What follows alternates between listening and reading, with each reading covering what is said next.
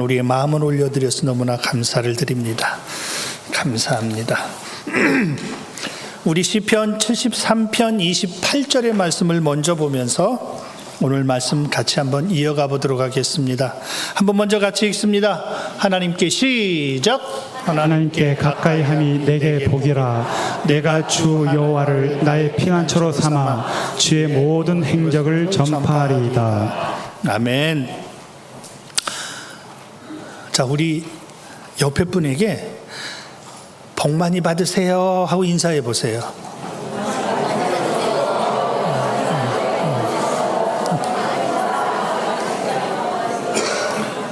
뭐 많이 받으세요? 이 말 듣기 거북스러우신 분, 누구를 막론하고 가장 좋아하는 단어 중에 하나가 복이란 단어잖아요. 복 받으세요 하면 복이 뭔진 모르지만 그냥 최고로 좋습니다. 그래서 최고의 덕담이 복 많이 받으세요. 믿는 사람 안 믿는 사람 상관없이 인사하잖아요. 복 많이 받으세요. 복 많이 받으세요. 자, 복 많이 받으십시오.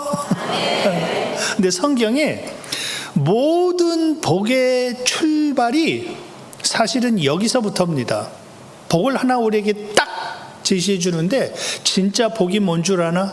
하나님을 가까이 하는 거야 라고 표현해 주고 있는 거예요. 그러면 모든 복은 사실 여기서 같이 출발하는 겁니다.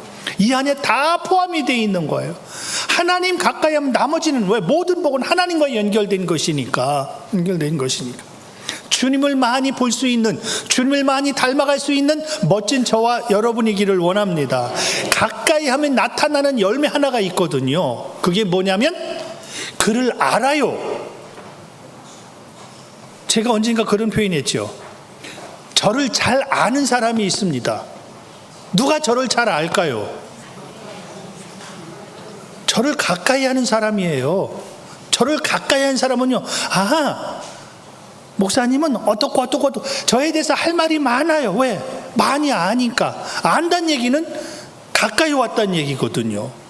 다시 말하면 그러면 하나님을 가까이 하면 누구에 대해서 알까요? 하나님에 대해 잘 아는 이유는 그분을 가까이 왔기 때문에 그렇습니다. 그럼 가까이 하면, 그분을 알면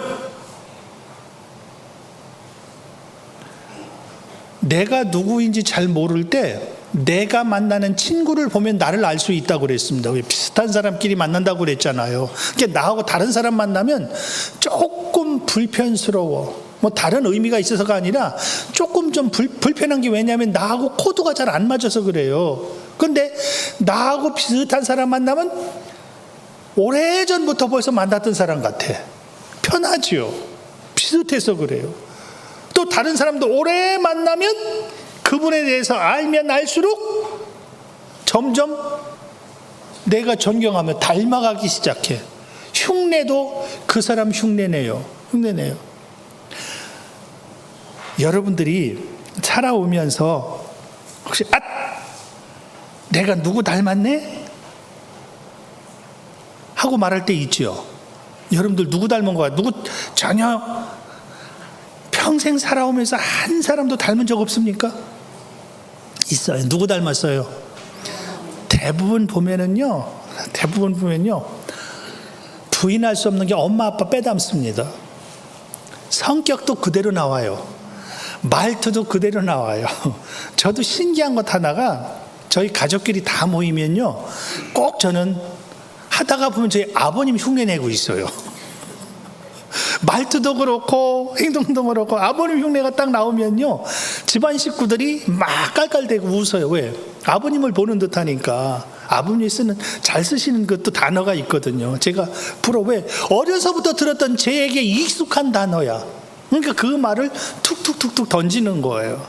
그래서 가까이 한다는 이야기는 그를 아는 것이고, 그를 안다는 이야기는 닮아간다는 얘기예요. 제자에게 최고 축복이 뭐예요? 넌 어째 이렇게 선생님 쏙 빼닮았니? 우리 주중에 지난번에 우리 현민 형제 드디어 하나님이 이쁜 공주 선물로 주셨는데, 어제 남선교회 이렇게 속회로 모이면서 한식 권사님에게 손주 보셨어요? 보셨지요. 손주 소리 나오니까 벌써 입이 올라가. 봤지요. 어떻게 보셨어요? 우리 집에 왔었어요. 아니 며칠인데 벌써 애가 외출이 하다 보니까 이제 좀 아주대 병원에 갈 일이 있어서 이렇게 갔다 오다가 이렇게 들렸대요. 보여주는데 그냥 너무 좋아가지고 누구 닮았어요? 몰라요. 둘 다 닮은 것 같아요. 부모에게 제일 기쁨의 순간, 아이들이 태어났는데 일단 이쁘고 안 이쁘고를 떠나서 언제 제일 기뻐요? 나 닮았다고 할 때. 나는 아빠는요, 어쩜 그렇게 아빠 닮았습니까? 어쩜 그렇게 엄마 닮았습니까? 엄마 아빠는요, 입이 이만큼 올라가요. 이만큼. 하나님이 최고 기뻐하는 단어 하나 있다면, 말씀 하나 있다면 뭘 것 같아요? 사람들이 얘 예수 믿는 사람인가 봐. 하나님이 입이 이만큼 올라가셔요. 그물러. 누구에게서 그 소리 나올까요? 하나님을 가까이 하면 그분을, 나도 모르게 그분과 가까이 있다 보니까 흉내를 조금 낼 수 있어. 예전에 저희 어릴 때만 해도요, 어디서 동리서 예수 믿는다고 그러면요, 그 사람은 예수 믿는 사람이야, 틀림없어 이렇게 벌써 인정하고 들어가거든요. 요즘 예수 믿는다고 그러면요, 여러분들 오늘 교회 오시면서 나 교회 예배하러 가, 동네 사람들한테 이렇게 말하고 오신 분 계십니까? 성경책 딱 들고 나 지금 교회 가는 중이야, 이런 분 계셔요? 요즘 성경책 보면 누가 뭐라고 할까봐 그냥 스마트폰만 딱 주머니에 넣고 아무개 어디가 하면 교회가 얼마나 좋아요, 아무개 어디가 저기 하고 그러고 와요. 요즘엔 예수 믿는다고도 못해. 시대가. 그러고 이제 저희 어릴 때 생각이 하나 나네요. 저희 아버님 심부름 갔다가 그분은 예수 믿는 사람이에요. 제가 그 소리 듣고 지금도 순해요. 그분은 틀림없는 분이야, 예수 믿는 사람. 이유가 예수 믿는 사람이야. 예수 믿는 사람이야. 제가 개척할 때 거의 벌써 그러고 보니까 저도 수원에 와서 개척한 지가 한 40여 년 돼가네요. 개척하고 그때는 팩스가 처음 나왔을 때 전 팩스가 이해가 안 돼가지고 팩스를 어떤 사람이 저에게 설명을 해주는데 편지를 써서 전화로 보내는 거래요. 편지를. 그분이 설명을 그렇게 해요. 그럼 내가 편지를 여기서 딱 집어 넣어주면 전화선으로 쭉쭉쭉쭉 가가지고 상대방이 그 전화를 저 편지를 받아본대. 이게 말이나 되는 소리예요? 말이 가는 것도 신기한데 종이가, 편지가 전화선을 통해서 가서 상대방이 그걸 받는다고 하니. 이제 저희들이 어렸을 때는 항상 이용하는 게 문방구잖아요. 문구점에 가서 이거 팩스 한 장 보내주세요 하면 돈 20원인가 이렇게 내고 팩스를 이렇게 보내주잖아요. 한번 문구점에 탁 가서 급한 일이 있어서 좀 팩스 좀 넣어주세요. 알겠습니다. 몇 번 시도하더니 안 되네요. 다른 데 또 갔습니다. 다른 곳 또 갔더니 거기서도 안 된대. 그래가지고 급하다고 그랬는데 그분에게 전화를 드렸습니다. 팩스를 보내려고 하는데 고장에서 잘 안 되네요. 그랬더니 그분이 그래요. 팩스 왔어요. 여기서는 안 된다고 그랬는데 몇 시에 왔습니까? 시간 딱 계산하니까 첫 번째 보냈던 문구점에서 보낸 게 보내진 거예요. 근데 거기선 에러가 나가지고 잘 안 보낸 거로 이렇게 체크가 됐나 봐. 그래서 그 집에 찾아갔죠. 찾아가서 팩스가 왔답니다 하니까 이분이 눈이 둥그레져요. 왜? 온 건 온 거지만, 보낸 건 보냈다고 하지만, 보냈다고 와서 돈을 지불하려고 오는 사람이 지금 세대에 어디 있냐 그 말이에요. 제가 보냈다고 보낸 값을 가지고 가니까 그분이 놀란 거예요. 그래서 그분의 생각이, 혹시 교회 다니세요? 거의 40여 년 전이에요. 근데 놀란 게 아니죠. 참 가슴 아픈 일인데 그 문방구가 문을 닫았어. 근데 문방구가 문을 닫을 때 일이 하나 생겨요. 무슨 일이냐면 저를 불러요. 왜 그러시냐고 그랬더니 제가 여차여차해서 문구점을 접게 됐는데 그땐 모든 복사는 다 문구점에 가서 복사하잖아요. 돈 내고. 이 복사기를 목사님 교회에 드리고 싶다고. 그래서 우리 교회 최초의 복사기가 그때 있었다는 거 아닙니까? 복사기 얼마나 비싼 거 아시죠? 복사 하나 하려면 문방구점에 가서 돈 내야 돼. 근데 그 복사기를 공짜로. 왜? 제가 불과 20원 가지고 가서 X 왔답니다 하고 준 그게 그분의 기억이 남는 거야. 아무것도 아닌 것 같은데 그 20원 가지고 왔다는 그것 때문에 이 사람은 다른 사람과 다르구나. 다른 사람은 왔어도 안 왔다고 하는데요. 할 수도 있는데 자기는 안 보냈다고 그러는데 왔다고 제가 20원을 가지고 가니까 이게 그분에겐 놀랬던 거예요.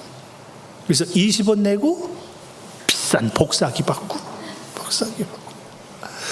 주님이 기뻐하시는 흔적이 우리 교회 안에 가득하기를 원합니다. 그래서 주님은 다른 말씀하지 않고 내가 최고 복 하나 소개해 줄게. 나를 가까이 해라. 내 가까이 와. 그러면 어딘지 모르게 예수 냄새가 풀풀 풍길 수 있는 어디가 하면 저기 하는 게 아니라 아유 예배하러 예수님 앞에 가지. 주님을 자랑할 수 있는 멋진 저와 여러분, 할렐루야. 그래서 오늘은 예수님 꼭 빼닮은 사람 하나를 좀 소개하려고 그러는 거예요. 그래서 오늘 본문을 본 겁니다. 오늘 본문에 보면은 다시 보면은 예수 그리스도의 종 바울은 이렇게 시작을 합니다. 그래서 예수 그리스도의 종이라는 단어 기억나시죠? 왜 제가 이 본문을 찾았을까요?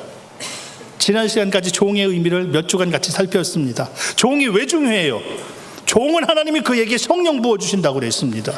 종은 그에게 하나님이 마지막 이마에 인쳐주신다고 그랬습니다. 딱 그 이마에 인을 치면, 왜 인친다? 인치면 나타나는 현상이 뭐였죠? 바람이 불어도 안 떨어져. 비바람 창수가 나도 무너지지 않아. 마지막엔 비바람 창수 때문에 많은 집들이 무너진다.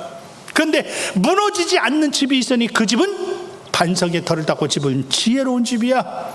반석은 그리스도라고 그랬습니다. 다시 말하면 비바람 창수가 나도 주님이 꼭 잡고 있는 사람은 안 무너진대요.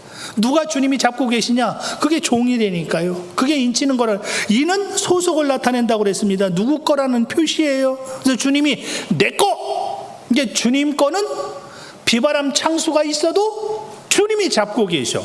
주님이 잡고 계시니까 비바람 창수가 있어도 무너지지 않는다. 사도 바울이, 자 보세요. 모든 서신서마다 자기의 정체성, 자기를 표현하고 자기를 소개할 때마다 항상 서신서에 그렇게 시작해요. 나는 예수 그리스도의 종입니다. 이게 모든 편지의 첫 시작이에요. 나는 예수 그리스도의 종입니다. 하나님이 인친자입니다. 하나님이 성령으로. 그럼 우리 고린도 후서를 한번 좀 잠시 먼저 한번 볼까요? 고린도 후서 11장에서 보면은, 잘 보세요. 베드로에게 나타났던 현상 하나 끝부분에 좀 볼 건데 이거 한참 볼게요. 유대인들에게 참 이 단어가 가슴 아프게 하는 단어인데, 유대인들은 우리 편으로 말하면 믿는 자들이라고 그랬습니다. 하나님을 잘 믿는 자들이. 사도 바울도 유대인이었잖아요. 하나님을 잘 믿는 자잖아요. 그럼 하나님을 잘 믿는다고 하는 표현 한번 잘 보십시오. 유대인들에게 40에 하나 감한 매를 몇 번 맞았다? 5번. 유대인들 우리 편으로 말하면 믿는 자들이 사도 바울을 매질을 하는데, 매질을 얼마큼 했냐면 40에 하나 감한 매니까 몇 대예요? 39대. 구태여 39대인 이유가 있다고 그랬습니다. 그때 법적으로 40대가 넘어가면요 살인죄를 적용해요. 법이. 이게 40대 넘어가면 웬만하면 죽어요. 그래서 40대 이상을 못 때리게 법으로 막아놨습니다.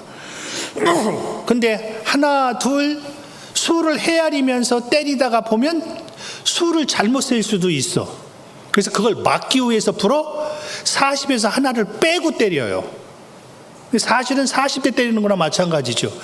내가 잘못 계산할까 봐. 그래서 39대를 때리는데 그 매를 5번이나 맞아요. 사도 바울이. 여러분 생각해 보세요. 매를 39대를 그것도 몇 번? 5번 맞았어. 그것도 누구한테? 유대인들이라고 그랬습니다. 마지막 교회 핍박은 교회가 한다고 그랬습니다. 예수 믿는 사람 회방은 예수 믿는 사람이 해요. 나중에. 지금 믿는 사람이 사도 바울을 잡아다가 40대, 다시 말하면 39대의 매를 5번이나 때리고 3번 퇴장. 퇴장은 큰 채찍에 납덩어리를 달아서 쇠조각을 달아서 몸을, 왜 예전에 옛날 영화 같은 데 보면 채찍으로 사람을 딱 때리잖아요. 채찍으로 딱 때리면 그 채찍이 사람 몸을 확 휘감습니다. 휘감고 그 채찍을 잡아 당기면 끝에 있는 납조각이 이 살점을 뚝 떼가지고 나와요. 그래서 너무 고통스러운 이 채찍질입니다.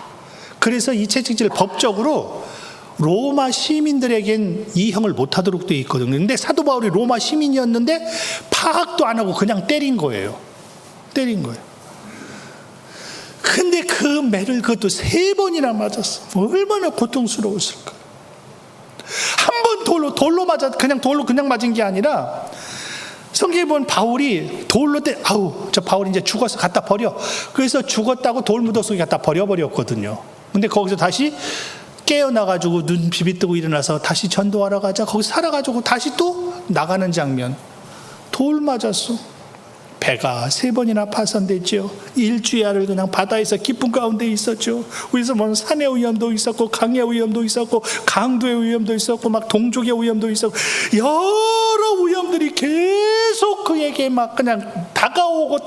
이게 뭐냐면 한마디로 요약하면은 비바람 창수거든요. 비바람 창수가 계속해서 막 바울에게 집어 삼키려고 막 덤벼들었는데, 놀라운 것은 사도 바울은 안 무너졌어. 마지막 결론 부분에 그 이유 한번 같이 나눌게요. 비바람 창수가 있는데 안 무너졌어. 주님이 그러셨잖아요. 비바람 창수에 반석에 털을 닫고 집을 지은 사람은 안 무너진다. 비바람 창수가 있어도 이마에 인친 사람은 절대 떨어지지 않는다. 그게 누구냐? 종이다. 사도 바울이 지금 표현하기를, 하나님, 난 하나님의 종이에요. 하나님의 종이에요. 얼마나 주님을 사랑하면 주님이 내 종 바울아! 라고 말씀하시는 것이 아니라, 나 주님의 종이에요. 나 주님의 종이에요. 그래서 이 종이란 단어는 사랑할 때만 쓰는 단어라고 그랬습니다. 사랑하지 않으면 절대 종이 될 수 없다고 그랬습니다. 그래서 내가 누구의 종입니다 할 때는 역설적으로 진짜 그를 사랑할 때라고요. 내가 이분을 이만큼이나 사랑합니다. 이만큼이나 사랑합니다.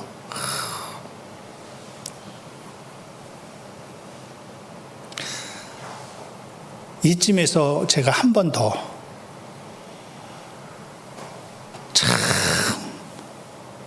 다시 읊조려야 머리에 기억이 되니까, 여러분 잘 알고, 제가 몇 번 읊조렸으니까, 이 복종이란 시 아마 영원히 제 뇌리에선 안 잊어질 것 같아요. 한번 제가 아는 데까지만 읊조려 볼게요. 남들은 자유를 사랑한다지만 나는 복종을 좋아하여요. 자유를 모르는 건 아니지만 당신에겐 복종만 하고 싶어요. 복종하고 싶은 것에 복종하는 것은 아름다운 자유보다도 달콤합니다. 그것이 나의 행복입니다.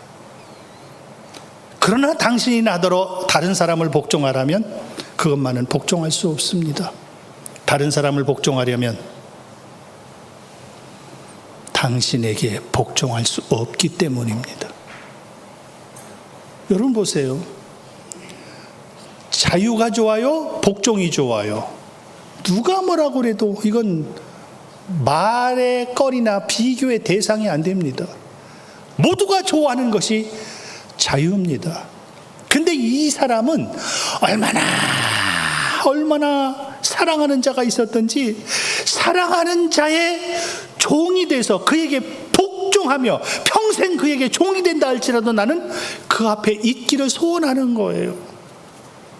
이번 저항시인이라고 그랬습니다. 사실은 여기서 당신이란 말은 크게는 그의 절대적인 자기의 신앙의 대상도 있지만 우리나라 대한민국이거든요.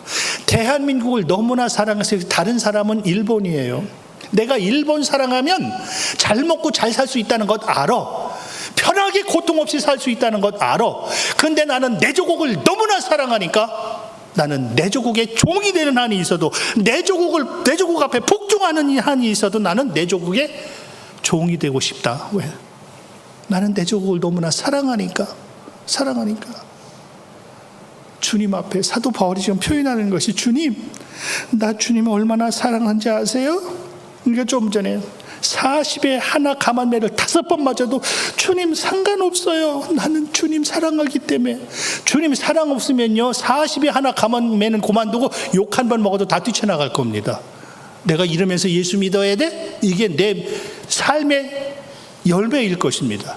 근데 40의 감한매를 막 5번 맞아도 주님 상관없어요. 왜? 이게 주님의 지난 시간에 봤던 큰 구원을 굳게 잡은 사람, 등한히 여기는 자가 아니라 큰 구원을 주님은 나 때문에 죽어주셨는데 나도 주님 사랑해요. 너무너무 사랑해서 나는 주님이 기뻐하신 그곳에 항상 있고, 거기가 40의 하나매, 이제 말도 안 나오네. 40의 하나 감한매를 5번 맞는 자리라고요. 3번 태장에 맞는 자리, 돌에 맞는 자리라고요. 상관없습니다. 난 주님 너무 좋아서 그냥 주님이 계신 곳이라면 어디든지 있을 거예요. 이게 바울의 믿음이었단 말이에요.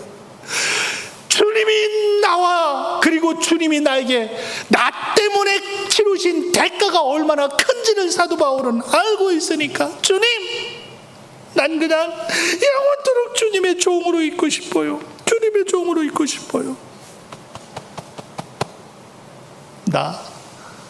나 누구냐고? 예수 그리스도의 종이야? 바울 지나갈 때 누구야? 나 예수 그리스도의 종이야. 오, 저기 이상한 사람 지나가네. 너 누구냐? 나 예수 그리스도의 종이야. 본인은 지금 그렇게 대답하고 있는 거예요. 그래서 모든 서신서 시작할 때마다 예수 그리스도의 종된 나 바울은 항상 주님이 너 꼭 예수 그리스도의 종이라고 말이라, 한 번도 주님이 그렇게 말씀하신 적 없어요. 자기가 자기를 가리켜 내가 주님을 얼마나 사랑하냐면요. 근데 요한복음, 왜 우리들이 믿음이 자꾸 마지막엔 편협적으로 막 한쪽으로 막 치우치는 이유가 왜 그러냐면, 우리 믿음을 대부분 내가 주님 사랑해서 주님이 기뻐하는 그 위치에 서는 내 믿음으로 만들어주는 것이 아니라, 내 믿음은 대부분 마지막 때는 한쪽으로 치우쳐요. 그 치우치는 게 뭐냐? 내가 하나님의 종이 아니고 하나님이 내 종이 되는 거예요. 이 말도 반은 맞거든요. 왜? 주님이 우리 보고 너 무엇이든 내게 구해, 그러면 다 내가 들어줄게. 요한을 통하여 우리에게 그 말씀 주셨는데, 그 말씀도 맞지만 더 중요한 것은, 진짜 내가 하나님을 사랑한다면 하나님의 내가 종이 되고 싶은 마음이 생겨버립니다. 아이를 키우는 엄마의 모습을 제가 가끔 비유로 드리는데, 아이가 울면은요, 이유 조건 없어요. 엄마는 그 아이를 데리고, 우리도 지난번에 우리 현민지 집사님 아이가 호흡이 좀 불편해서 아주대에 다녀왔다는 그 소리를 들었는데, 바쁜 사람이, 피곤한 사람이 어떻게 그 시간에 가서 아이를 안고 병원에 왔다 갔다 할 시간이 어디 있습니까? 말도 안 되는 소리죠. 근데 전혀 문제가 안 되는 이유는 그 아이를 사랑하기 때문이라고 그랬습니다. 그 아이를 사랑하니까 병원 아니라 별디라도 가라 하면 다 가죠. 그 원리 하나는 딱 하나, 그 아이를 사랑하기 때문이라고 그랬습니다.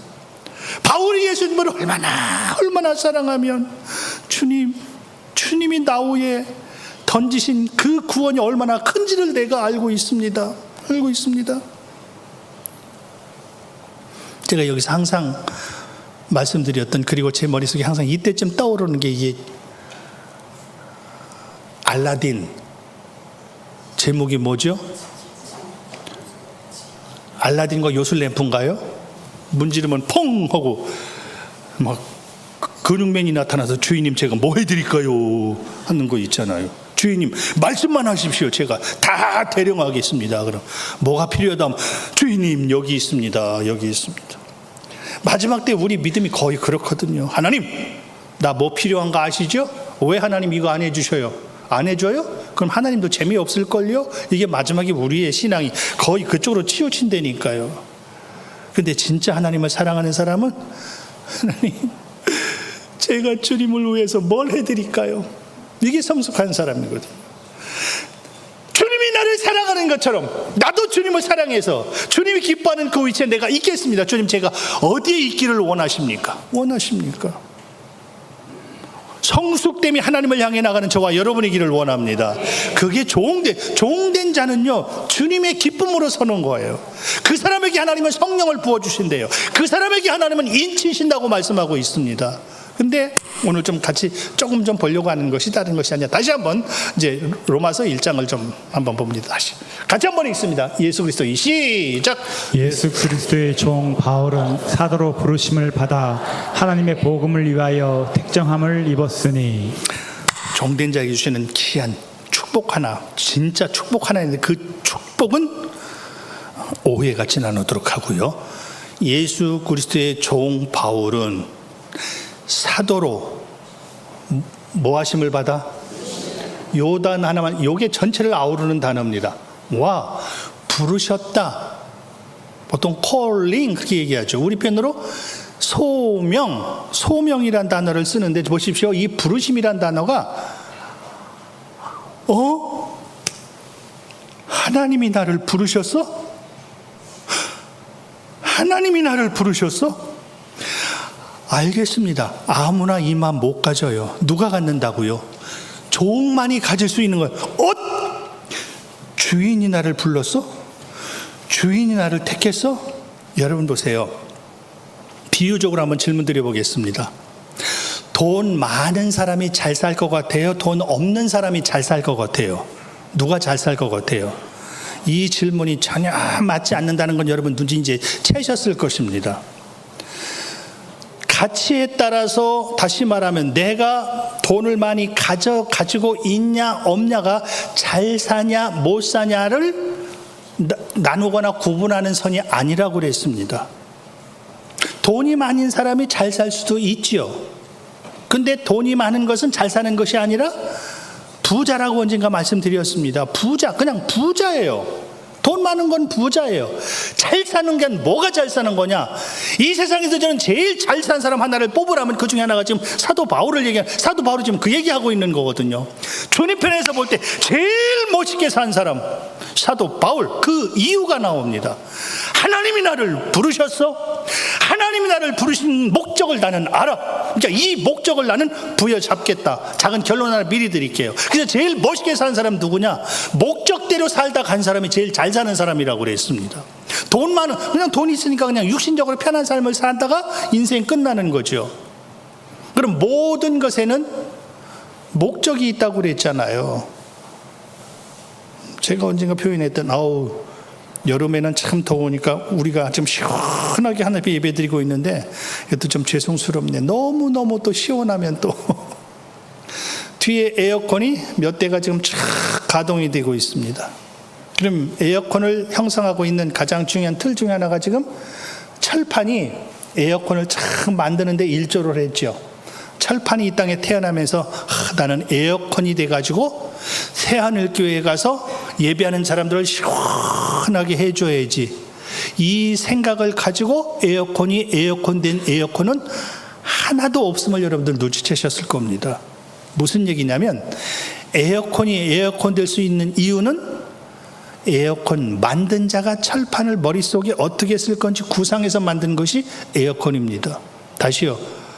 이 말을 바꾸면 저와 여러분이 이 땅에 있을 때 나는 2000년도 중반쯤에 특별히 탑동 모퉁이에 있는 새하늘교회 다니면서 하나님 앞에 영광 돌리다 나 하늘나라에 갈 거야 라는 계획 가운데 이 땅에 태어난 사람은 하나도 없을 겁니다.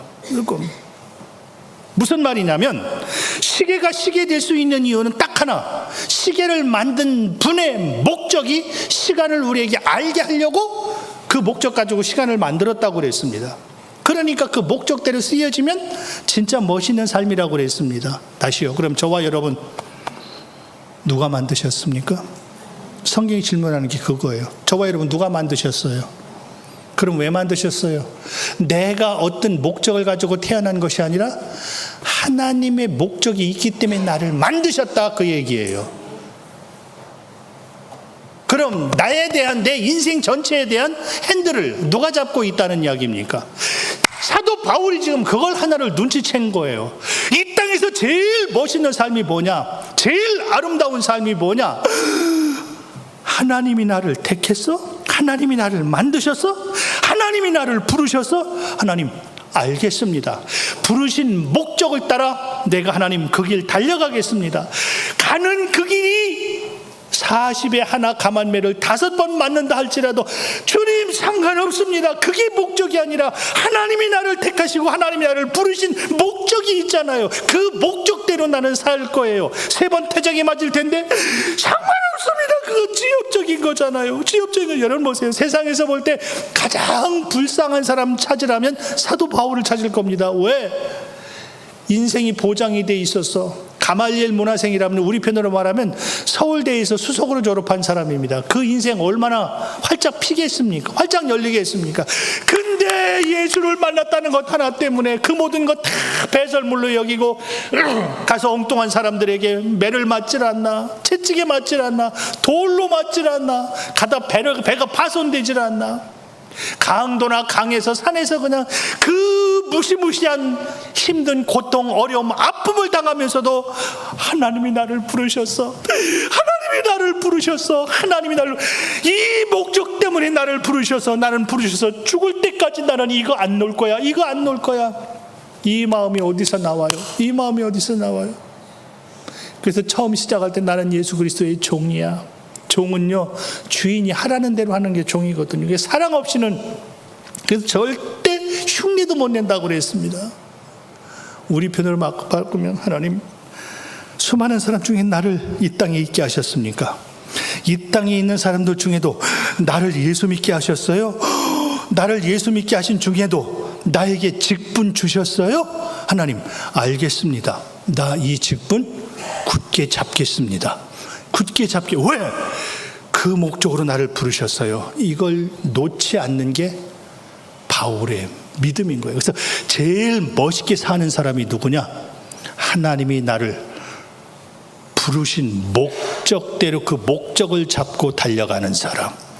마지막 때 쉽지 않습니다. 왜? 환경이 가만 안 둬요.